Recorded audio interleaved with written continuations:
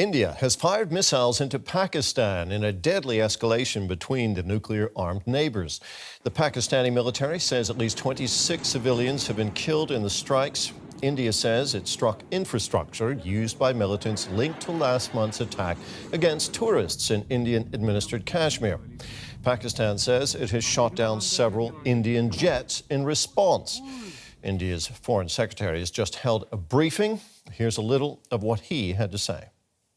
Our intelligence monitoring of Pakistan-based terrorist modules indicated that further attacks against India were impending.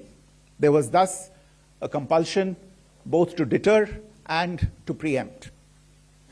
Earlier this morning, as you would be aware, India exercised its right to respond and preempt as well as deter more such cross-border attacks. These actions were measured, non-escalatory, proportionate, and responsible. They focused on dismantling the terrorist infrastructure and disabling terrorists likely to be sent across to India. For more on this, let's bring in our Delhi Bureau Chief, Sandra Petersman. Sandra, what more did we learn from that briefing from the Indian government that just took place? Terry, let's maybe also look at the atmosphere in which this briefing was conducted. No questions were allowed, and the briefing, in fact, started with a very emotional video clip. And this video clip was recalling terror attacks here in India, starting with the one on the Indian Parliament in 2001 and also the one in Mumbai in 2008. And it was made very clear by this emotional clip that all of this is somewhat linked to Pakistan. And then the Foreign Secretary Misri went on to detail what has happened in the past night. He recalled first thing the barbarity of the recent attack in Kashmir, emphasizing that most of the 26 male victims that were killed were in fact killed with headshots in front of their families.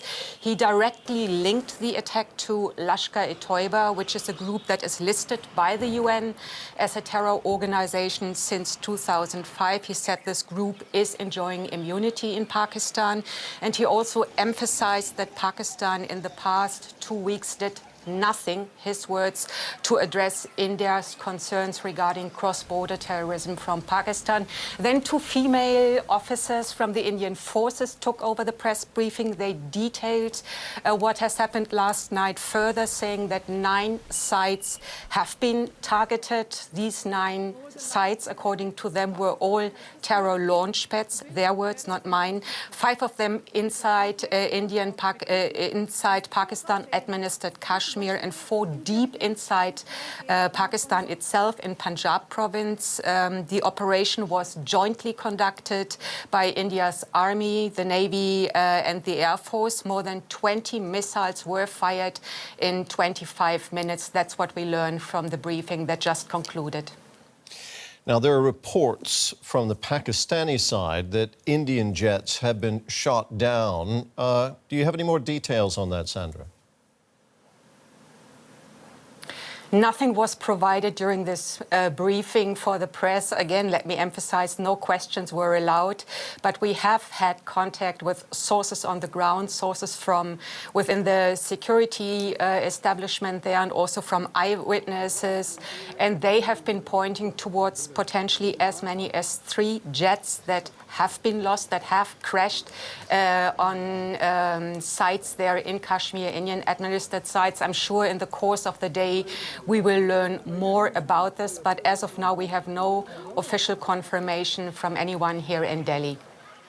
Sandra, thank you very much. That was Sandra Petersman there, our Delhi Bureau Chief.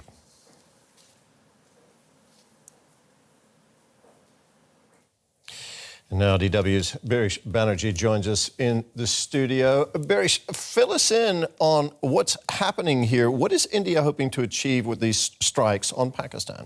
Well, I mean, it is in the first instance responding to a lot of domestic anger in India because these images of, this was captured on social media, of attackers shooting dead people in a meadow in Indian-administered Kashmir. These images went viral. Also the grief of the widows. That is why this operation was called Operation Sindoor, which refers to vermilion that Hindu married women apply on their heads. So there was a lot of emotion, there was a lot of anger that the Modi government had to respond to, and therefore a response was warranted. From the Indian side, it is also, they will also see it in terms of a security operation, in that they claim that they are targeting terror infrastructure in Pakistan that has been used in the past to launch attacks in India, and therefore they were destroying that.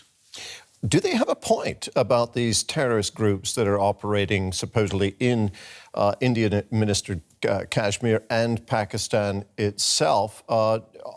Does the Indian government have a legitimate reason to be going after these, what they call terrorist groups? Well, the Indian government would say yes, and the Pakistan government would disagree. But the Indian experience has generally been that even when proof has been shared with Pakistan, even when attempts have been made to ask Pakistan to crack down on terror infrastructure, established terror infrastructure, that action India has not seen. And therefore, India is making the case that it had no other option but to carry out these strikes, particularly over here. They were saying that no action happened in the past few weeks since this attack in Pahalgam, and therefore India was forced to act, given that they had intelligence inputs, apparently, of an impending terror attack or impending terror attacks in India later.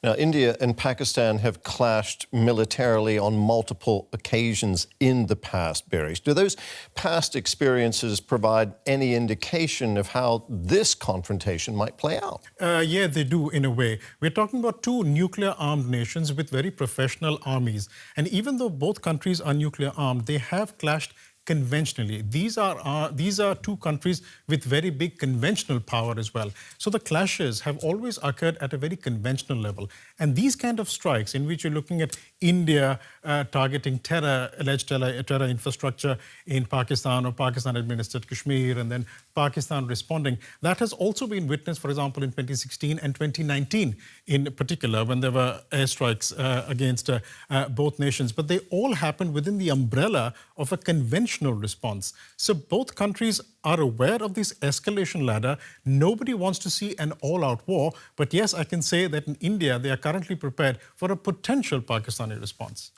There is great concern that this conflict could escalate, Barish, however things may have played out in the past. How are other countries responding?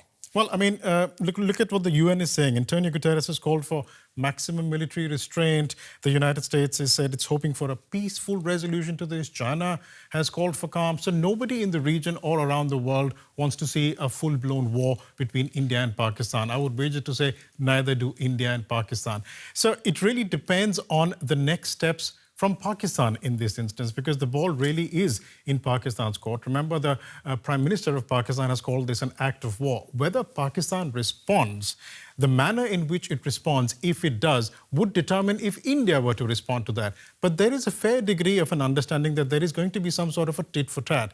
Will Pakistan say that, okay, we need to take action now to have that tit for tat, or are we happy with what exists now? That'll determine the escalation. But other countries do not want to see this escalation. India, Pakistan are aware of this. We'll just have to see how the next few hours and days pan out. Barish, thank you very much. DW's Barish Banerjee.